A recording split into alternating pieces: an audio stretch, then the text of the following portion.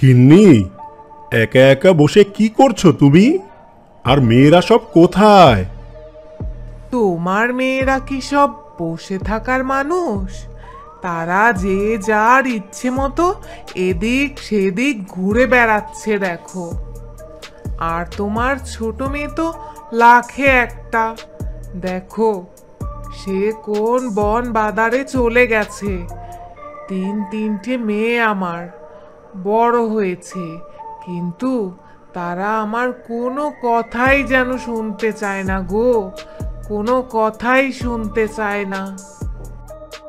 আমি তো সেই চিন্তাই মরি গো। আর আমার ছোট মেয়েটাকে নিয়ে আমার বড্ড ভয় হয়, বুঝলে গিন্নি? সে কি আমার হয় না? আমার ছোট মেয়েটা তো একটু বেশি সরল গো। বাকি সবাই তো নিজেদের বুঝটা বোঝে, কিন্তু ও তো সেরকম না। সব সময় কার কি লাগবে সেদিকে খেয়াল। নিজের কথা তো সে একটুও ভাবে না গো, একটুও ভাবে না। শোনো গিন্নি, আমি অনেক চিন্তা ভাবনা করে একটা সিদ্ধান্ত নিয়েছি। আজ রাতে আমাদের 3 মেয়েকে একসাথে থাকতে বলবে, আমি ওদের সাথে একটু কথা বলবো। ঠিক আছে গো, বলে রাখবো ওদের। অনেক রাত হয়েছে, এবার তোরা খেয়ে একটু বস দেখি। তোদের বাবা বলেছেন তোদের সাথে কথা বলবেন। বেশ তো বলবেন, এখন খেতে দাও দেখি। আগে খেয়ে নেই, তারপর বাবার কথা শোনা যাবে।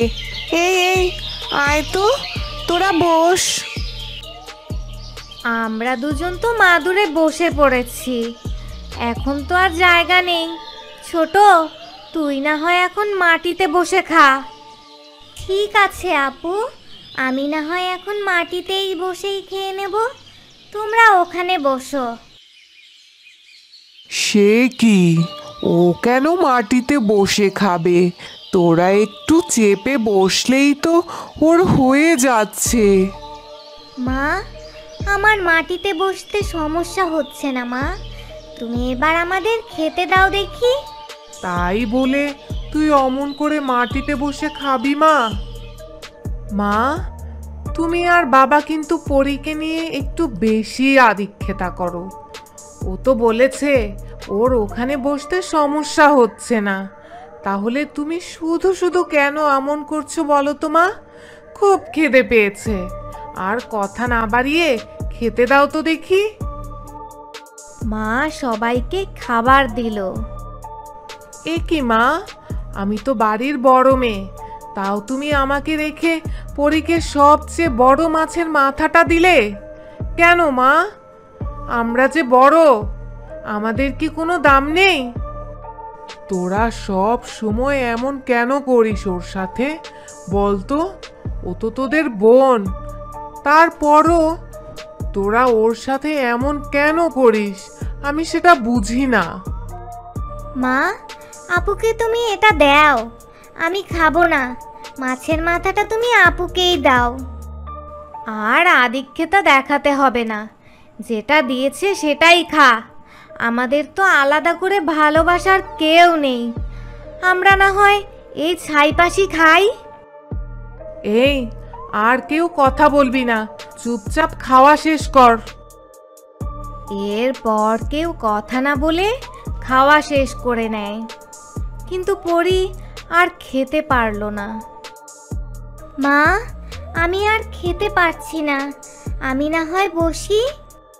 ঠিক আছে, তুই না হয় বস, ওরা খেতে খেতে তোদের বাবা চলে আসবে। এই তো আমি চলে এসেছি। কিরে মা, সবাই খাচ্ছে কিন্তু তুই খাচ্ছিস না কেন? আমার খাওয়া হয়ে গেছে বাবা। এসব খাবার তোমার ছোট মেয়ের মুখে রোচে না। যত সব। বাবা, আমাদের খাওয়া হয়ে গেছে, বলো এবার তুমি কি বলবে? দেখ মা, তোরা সব বড় হয়ে গেছিস, কেউ আর ছোট্টটি নেই। এদিকে আমার শরীরটাও খুব একটা ভালো যাচ্ছে না, তোর মায়ের শরীরটাও এই ভালো তো এই খারাপ, তাই আমি ঠিক করেছি আমি তোদের 3 বোনেরই বিয়ে দেব। আমি মরে গেলে তোদের দেখার তো আর কেউ থাকবে না রে মা। ঠিক আছে বাবা, তোমরা যেটা ভালো মনে হয় সেটাই করো, আমাদের কোনো আপত্তি নেই।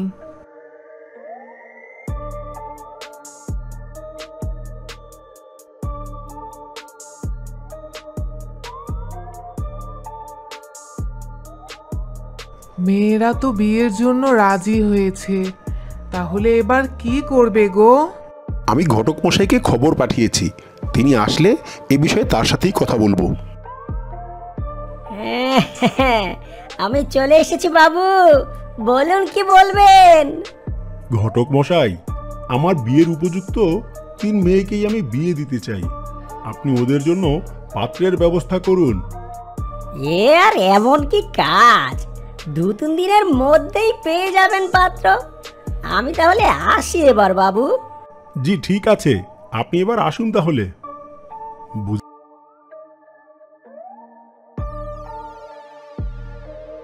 গিন্নি, বুকের বোঝাটা মনে হয় একটু কমে গেল আমার। তা তো হবেই, এবার ভালোই ভালোই বিয়েটা হয়ে গেলেই হলো। বাবু, অনেক কষ্ট করে যে মাত্র 2 জন পাত্রের সন্ধান পেয়েছি, আর একজন ছেলে যে কোনোভাবেই ম্যানেজ হচ্ছে না।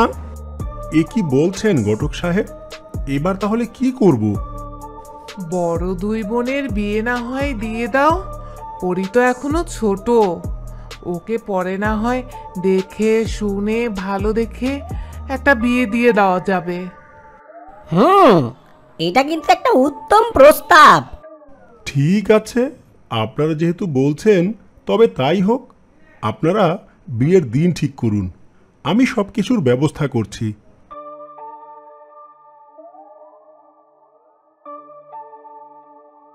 দেখেছিস আপু, আমাদের বাবা মায়ের আদরের মেয়ের জন্য কোনো ছেলেই খুঁজে পাওয়া যায়নি। এভাবে বলিস না, বেচারি মনে মনে কষ্ট পাবে যে। তবে বাবা মা আমাদের ভালোই বাসে না রে, তাই আমাদের তাড়াতাড়ি বিয়ে দিয়ে দিচ্ছে। আর তাই আরও কিছুদিন বাবা মায়ের কাছেই ও থাকুক, ও বাবা মায়ের মেয়ে হয়ে থাকুক। বড় আয়োজন করে গনিমি আর 2 মেয়ের বিয়ে হয়ে যায়। তারা তাদের শ্বশুরবাড়ি চলে যায়, কিন্তু পরি তার মা বাবার সাথেই থেকে যায়। 2 মেয়ের বিয়ের পর পরির বাবা মায়ের শরীর আরও খারাপ হতে থাকে। হঠাৎ এক রাতে তারা দুজনেই মারা যায়। পুরো পৃথিবীতে পরি তখন একেবারে একা হয়ে যায়। মন খারাপ করে শুধু সারাক্ষণ বসে থাকে।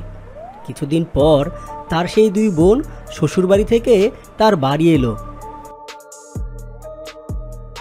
আপু তোমরা, আমার তো নিজের চোখে বিশ্বাসই হচ্ছে না। আর অত নাটক করতে হবে না, আমরা জানি মুখে হাসি দেখালেও আমাদের দেখে তুই একটুও খুশি হসনি।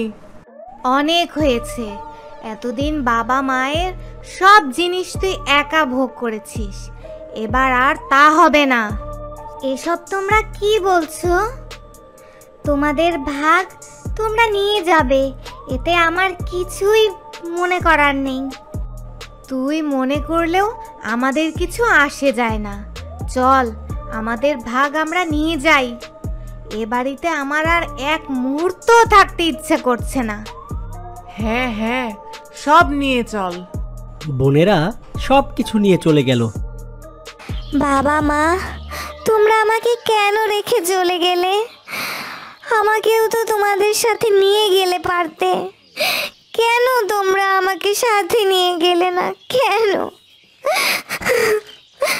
এই কষ্টের দিন দেখার জন্য তোমরা আমাকে রেখে গেলে? এত কষ্ট তো আমি সহ্য করতে পারছি না।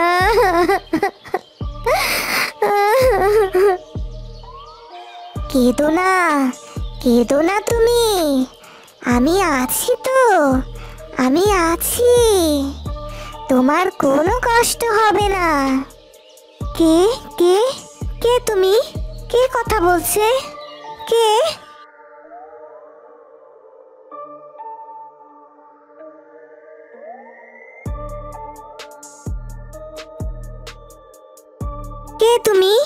এখানে এলে কি করে?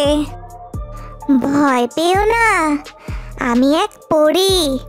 তোমাদের বংশ পরম্পরায় আমি তোমাদের সাথেই থাকি। তোমাদের পূর্বপুরুষদের মধ্যে তোমার বাবা সবচেয়ে ভালো মানুষ ছিলেন, তাই আমি তার কাছে ছিলাম আর তার বিপদে আপদে সাহায্য করতাম। কিন্তু সেটা সে ছাড়া আর কেউ জানতো না। তোমার বাবার পর তুমি এ পরিবারের সবচেয়ে ভালো মানুষ। আর তোমার বাবা তোমার নামও রেখেছেন পরী। আর তাই আমি এখন থেকে তোমার সাথেই থাকবো।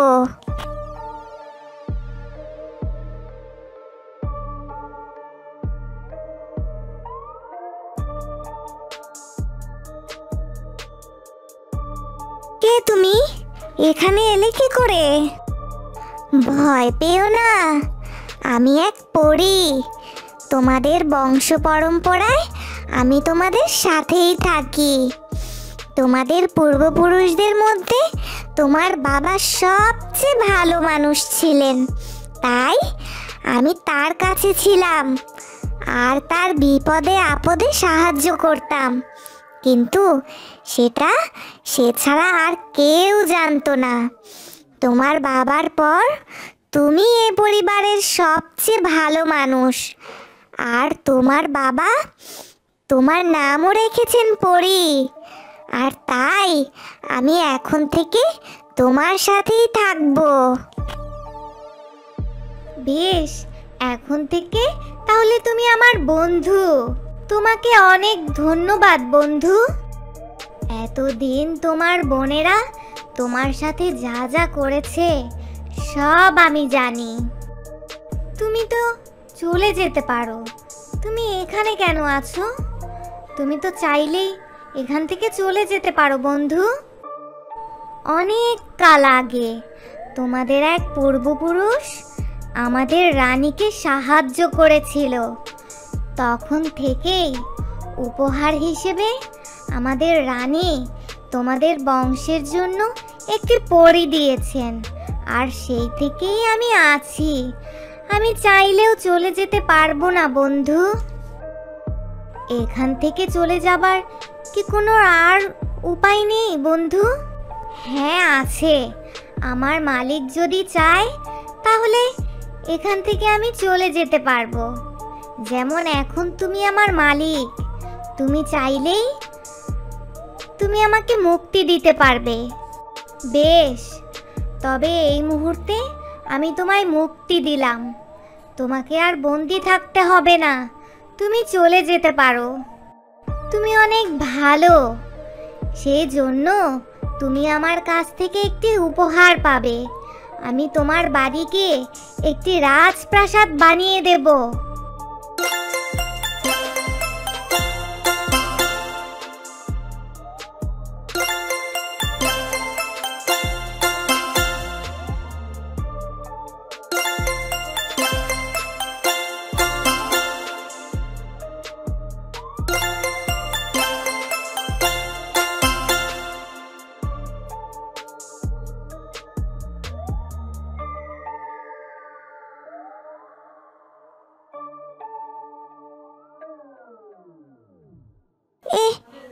এটা আমি কি দেখছি? আমার চোখের সামনে এটা কি করে বদলে গেল? এত সুন্দর বাড়ি। হ্যাঁ বন্ধু, আমি জাদু দিয়ে এই বাড়ি বানিয়ে দিয়েছি তোমার জন্য। আমি তোমার প্রতি কৃতজ্ঞ। আমি আমার রাজ্যে ফিরে যাচ্ছি বন্ধু, কিন্তু তুমি মাঝে মাঝে আমাকে স্মরণ করো। আমি এসে তোমাকে দেখা দিয়ে যাব। ঠিক আছে বন্ধু, তুমি ভালো থেকো, সুস্থ থেকো।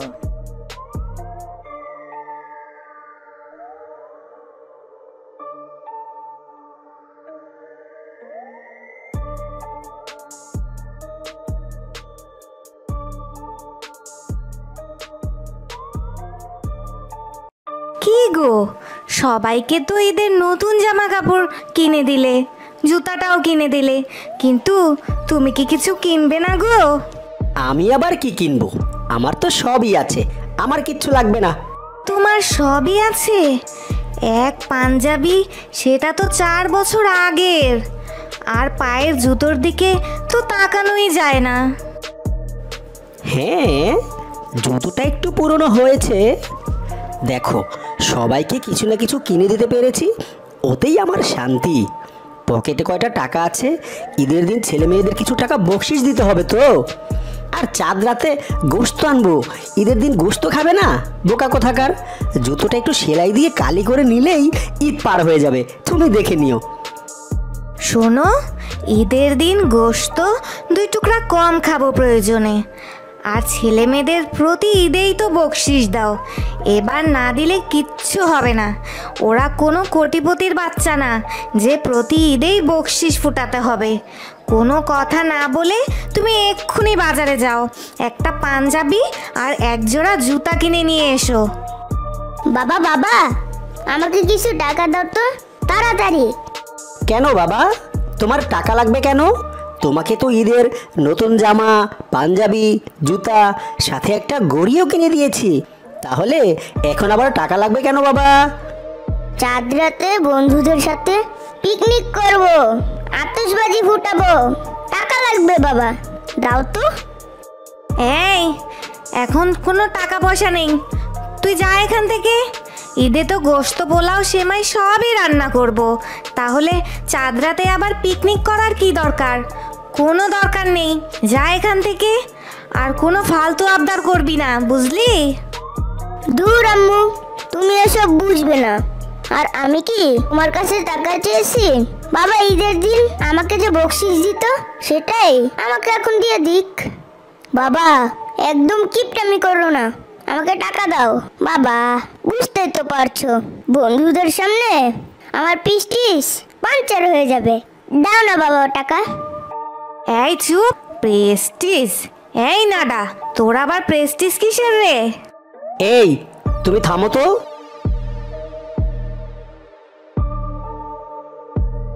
এই নে বাবা, তুই মন ভরে বন্ধুদের সাথে আনন্দ কর, এখনই তো আনন্দ করার বয়স তোর। তবে বাবা, বাইরে যাওয়ার আগে গায়ের পোশাকটা বদলে ভালো কিছু পরে যাস। ওকে বাবা, থ্যাংক ইউ আমার স্মার্ট বাবা। আম্মু একটা খ্যাত। তুমি এটা কি করলে? এখন পাঞ্জাবি, জুতা কি দিয়ে কিনবে? ও তুমি বুঝবে না। দেখো, নতুন পাঞ্জাবি জুতা কিনলে হয়তো একটু ভালো লাগতো, কিন্তু আমার ছেলের মধ্যে যে খুশিটা আমি দেখলাম, আর তা দেখে আমার অন্তরে যে শান্তি পেলাম, তা 100টা নতুন পাঞ্জাবি কিনলেও পাবো না গো।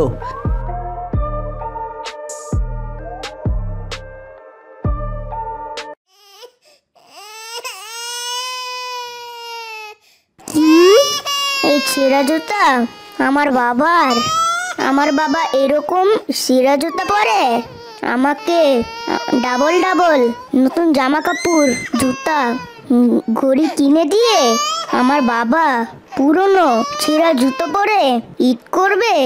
না না না, এ হতে পারে না, এটা কিছুতেই হতে পারে না। বাবা তুমি আমাকে ক্ষমা করে দিও বাবা, আমি এই ছেঁড়া জুতো ফেলে দেব বাবা। কি গো, জুতো জোড়া দাও, বিকেল গড়িয়ে যাচ্ছে যে। ঠিক করে না আনলে ঈদের দিন কি পরবো? একটু তাড়াতাড়ি করো। অনেক তো খুঁজলাম, কিন্তু তোমার জুতা তো পেলাম না। কোথায় যে গেল বুঝতেই তো পারছি না। কি বলো? এই শেষ সময়ে এসে জুতা হারিয়ে গেলে কিভাবে হবে? তুমি আর একটু ভালো করে খোঁজো না গো। এ কি, এ তো নতুন জুতা। এটা কার জুতা? এটা তোমার বাবা, আমি তোমার ছেঁড়া জুতো ফেলে দিয়েছি। আর পিকনিকের জন্য তোমার কাছ থেকে যে টাকা নিয়েছিলাম সেই টাকা দিয়ে তোমার জন্য এই নতুন জুতা কিনেছি বাবা, তুমি পরে নাও। এই দেখো দেখো, তোমার ছেলে কি করেছে। আমার ছেলে পিকনিক না করে আমার জন্য নতুন জুতা কিনে এনেছে। পাগল একটা। এত দাম দিয়ে জুতা না কিনে কম দামে কিনে দিলেও তো হতো। এখন তুই বন্ধুদের সাথে পিকনিক করবি কি দিয়ে? আমার কাছে যে আর কোনো টাকা নেই বাবা তোকে দেবার জন্য। তুমি আমার জন্য, আমাদের জন্য অনেক কষ্ট করো বাবা। আমরা সবাই নতুন জামা কাপড় জুতা পরে ঈদ করব, আর তুমি ছিঁড়া জুতা পরবে? তা তো হয় না বাবা।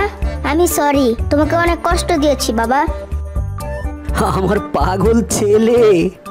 এই সাফুর মা, তুমি দেখেছো তুমি আমার ছেলেটা কত বড় হয়ে গিয়েছে। আজ আমার গর্ব করার দিন। আমার জীবনের সবচাইতে সেরা ঈদ উপহার আমি আজ পেলাম। আমার জীবনের সেরা ঈদ এবার। সবাইকে ঈদ মোবারক, ঈদ মোবারক।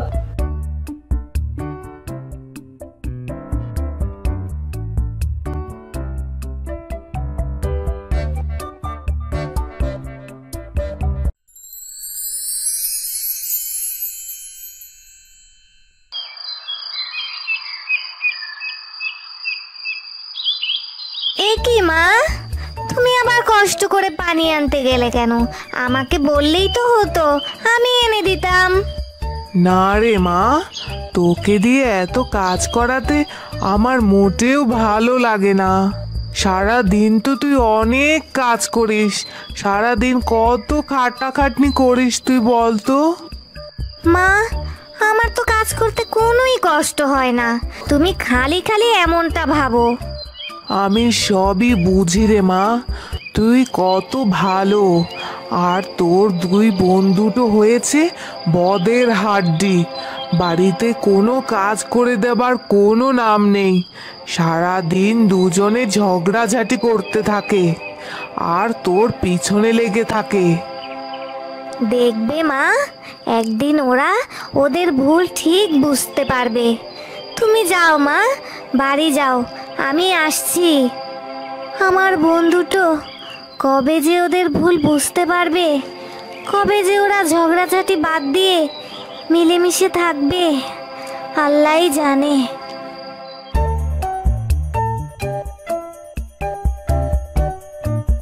এই মিতু, এই ঋতু, ওঠ ওঠ, অনেক বেলা হয়েছে, ওঠ, মা কিন্তু এবার বকবে তোদের।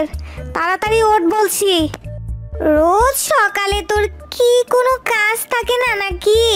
দিলি তো এত সুন্দর ঘুমটা নষ্ট করে। সারা রাত ঘুমিয়েও তোদের হয় না রে? এত বেলা করে কেউ কি ঘুমিয়ে থাকে? ওঠ ওঠ বলছি, তাড়াতাড়ি ওঠ, উঠে সকালে নাস্তা কর। যদিও এখন দুপুর হয়ে এসেছে, তাড়াতাড়ি ওঠ। ও কি করে বুঝবে শহরের মানুষের লাইফস্টাইল? ও কি কখনো শহরে গেছে না দেখেছে? আমারও তো জানা লাগবে না, তবে গ্রামে থাকলে গ্রামের মানুষের মতোই থাকা লাগবে। সকাল সকাল জ্ঞান দিস না তো, যা তুই তোর কাজ করতে যা, আমাদের আর একটু ঘুমিয়ে থাকতে দে। হ্যাঁ হ্যাঁ, আমার তো অনেক কাজ, ব্যাস শুধু তোদের ডাকতে আসলাম। এখন আমি যাই, তোরা যা ইচ্ছা তাই কর। আজ সারাটা দিন কেমন যে যাবে কেই জানে। ঘুম থেকে উঠেই ওই অপয়াটার মুখ দেখতে হলো। উফ, আর একটু ঘুমিয়ে নেই। তার বলতে এখন যেহেতু ঘুমটা ভেঙে গেছে, ওঠ, আর ঘুমাতে হবে না, উঠে কটা খেয়ে নিই। দেখি সকালবেলা কি করে রেখেছে আমাদের দুই বোনের জন্য। তুই এত খাওয়া খাওয়া করিস কেন বলতো? তোকে না বলেছি একটু কম খাবি? বেশি খেলে কিন্তু মোটা হয়ে যাবি, তখন তোর দিকে আর কেউ তাকাবেও না। তুই ডায়েট কর বলছি, ডায়েট কর। Keto diet. এখন শুনেছি বড় লোকেরা নাকি নর্মাল ডায়েট করে না, ওরা নাকি কিটো ডায়েট করে, বুঝলি? তা তো তুই ঠিকই বলেছিস। চল চল, এখন বাইরে যাই আগে, না হলে মা তো আবার সেই কতগুলো কথা শোনাবে, ক্যাট ক্যাট করতেই থাকবে সারাটা দিন আজকে।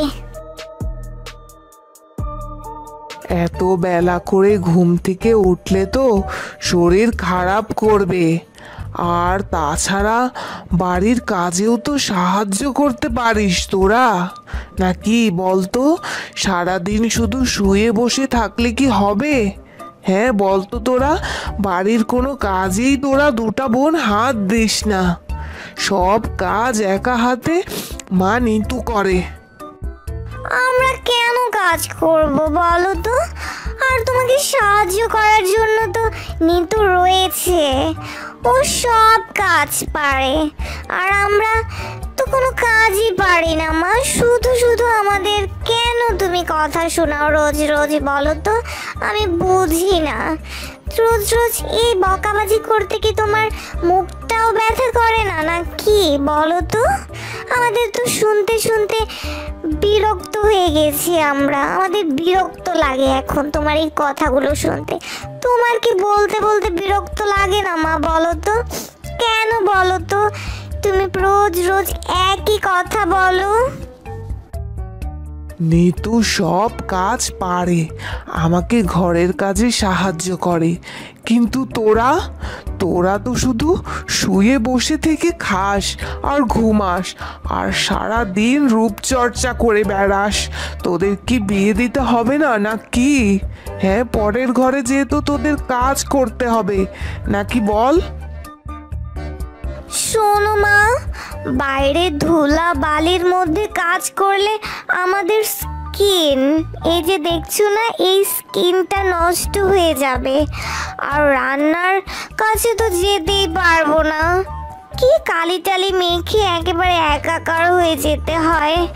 আমি রান্না করতে পারবো না মা, আর ঘরের কোনো কাজও করতে পারবো না।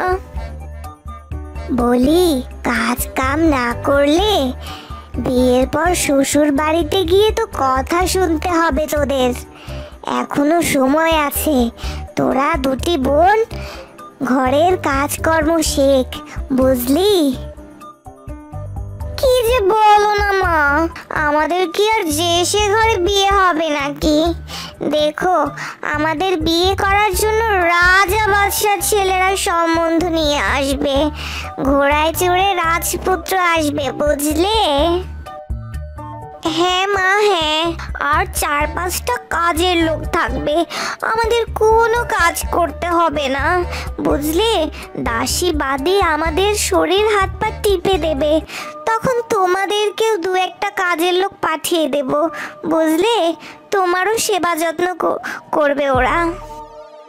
তোদের এই অহংকারের কারণেই না তোদের কপালে কষ্ট চলে আসে, আমি শুধু সে কথাই ভাবি।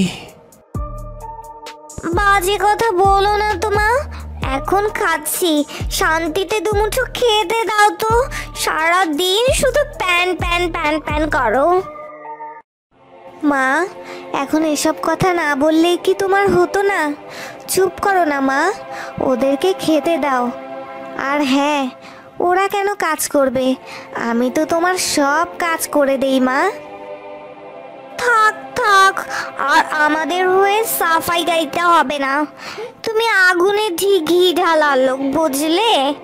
চল মিতু, আমার খাওয়া শেষ। কি ব্যাপার বুড়ো শিয়াল ভাই, দিনকাল কেমন চলছে? আর দিনকাল, বাড়িতে কোনো মেয়ে নেই, ছেলেটা শুধু সারাদিন টই টই করে ঘুরে বেড়ায়, বন্ধু বান্ধবদের সাথে আড্ডাবাজি করে বেড়ায়, কাজে কামে একদম মন নেই। আমার এত বড় ব্যবসা সামলাবে তা না, সারাদিন শুধু আড্ডাবাজি, হতচ্ছাড়া কোথাকার। ও এই কথা, তা ধরে ছেলেকে একটা বিয়ে দিয়ে দাও, তাহলেই তো একটা চুকে যায়। হ্যাঁ, আর বিয়ে বিয়ে তো দিতেই চাই, কিন্তু ছেলে তো রাজি হয় না, বিয়েটা দিব কিভাবে বলো? ও তাহলে এই ব্যাপার। আচ্ছা, জঙ্গলের চান্তারা শিয়ালনির মেয়েরা বড় হয়ে গেছে, তাই একবার ওদের বাড়ি গিয়ে দেখে এসো, যদি কাউকে পছন্দ হয় তার সাথে না হয় তোমার বকলেসের বিয়ে দিয়ে দিও। তাই নাকি? তাহলে তো খুবই ভালো কথা, তাহলে আমি কালই একবার যাব চান্তারার বাড়িতে। এখন তাহলে আমি উঠি, আমার একটু শহরে যেতে হবে।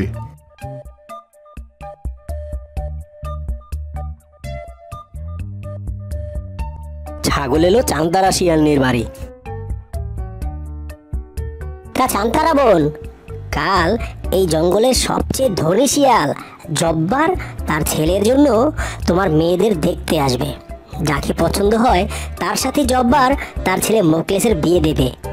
কি বলছেন ছাগল ভাই? আমার মেয়েদের কপালে এত সুখ লেখা ছিল, আমি তো ভাবতেই পারছি না। তাহলে আমি এখন যাই, কেমন? ভালো থেকো।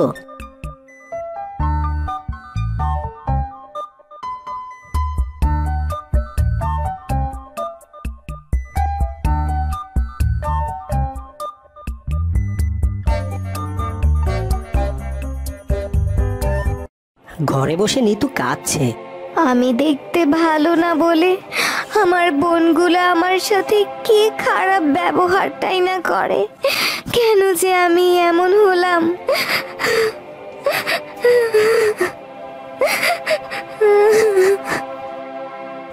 তখন মা এলো। কি রে মা, কাঁদছিস কেন? ওরা কি তোকে কিছু বলেছে?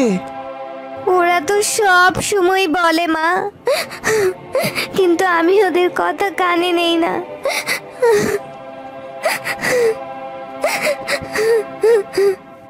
তুই খুব লক্ষ্মী মেয়ে রে মা, তুই আমার সোনার টুকরা মেয়ে। দেখবি ওরা একদিন ওদের অহংকারের প্রতিদান পাবে। পরদিন ছাগল আর জব্বার শিয়াল তার ছেলে মোকলেস শিয়ালকে নিয়ে ওদের বাড়ি মেয়ে দেখতে এলো। কই গো চান্তারা বাবু, তোমরা সব কোথায়? দেখো দেখো কারা এসেছে তোমাদের বাড়িতে। ঘর থেকে তখন চান্তারা শিয়ালনি বের হলো। আসসালামু আলাইকুম। আপনারা এত ধনী, আমাদের এই গরিব ঘরে এসেছেন, আপনাদের যে কোথায় বসতে দেই। মা নিতু, কয়েকটা চেয়ার নিয়ে আয় তো ঘর থেকে। নিতু ঘর থেকে চেয়ার নিয়ে বাইরে এলো। এক দেখায় মোকলেস শিয়াল নিতুকে পছন্দ করে ফেললো। দে দে, সবাইকে চেয়ার দে, আর মিতু আর ঋতুকেও ডেকে নিয়ে আয়। ঠিক আছে মা, আমি ওদের ডাকছি। নিতু ঘরে চলে গেল। আর একটু পর মিতু আর ঋতুকে সাজিয়ে নিয়ে নিতু আবার বাইরে ফিরে এলো। তা মায়েরা, তোমরা তিনজন থাকতে তোমাদের মায়ের নিশ্চয়ই কোনো কাজ করা লাগে না। তোমার মায়ের কি শান্তি। না না, আমরা দুই বোন কোনো কাজ করি না, সব কাজ তো নিতুই করে। ও ঘরের সব কাজ করে। আমরা কাজ করলে তো আমাদের হাত নষ্ট হয়ে যাবে, আমাদের চেহারা নষ্ট হয়ে যাবে। তা মা, তোমাকে যদি আমাদের বাড়ির বউ করে নেই, আমার সেবা যত্ন ঠিক মতো করতে পারবে তো? আমি কোনো সেবা টেবা করতে পারবো না। তাছাড়া আপনার কি টাকা পয়সা কম আছে নাকি? আপনি 2-4টা দাসী বাদী রাখলেই তো পারবেন। কাজ করলে তো আমার স্কিন নষ্ট হয়ে যাবে। ও, তা মা মিতু, তুমি কি আমার সেবা করতে পারবে? আমার ছেলেটাকে দেখে রাখতে পারবে? আমাদের সংসারটাকে ঠিকভাবে সামলে রাখতে পারবে তো মা? না না, আমিও কোনো ঘরের কাজ করতে পারি না। আমি কিভাবে এত কাজ করব? ঘরের সব কাজ তো নিতু একাই করে। ও, তোমরা কেউ পারবে না? আচ্ছা মা নিতু, তুমি বলো তো, তুমি কি আমাকে দেখে রাখতে পারবে? আমার ছেলেটাকে আগলে রাখতে পারবে মা? পারবো বাবা, আপনি তো আমার বাবার মতোই। বাবার সেবা করতে পারবো, এটা তো আমার সৌভাগ্য। আমি সব কাজ পারবো। চান্তারা শিয়ালনি, আমরা তোমার মেয়ে নিতুকে পছন্দ করেছি। তা বাবা মোকলেস, তোমার কি মত? বাবা, আমারও এই নিতুকেই পছন্দ হয়েছে। আমি আজই ওকে বিয়ে করে ঘরে নিয়ে যেতে চাই বাবা। নিতুর বাকি দুই বোন অহংকারী বলে তাদের আর বিয়েই হলো না।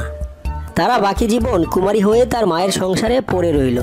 আর ওইদিকে তাদের ছোট বোন নিতু মোকলেসের সাথে বিয়ে হয়ে জব্বার শিয়ালের বাড়িতে গিয়ে বেশ রানীর মতো করে সুখে শান্তিতে তার বাকি জীবন কেটে গেল।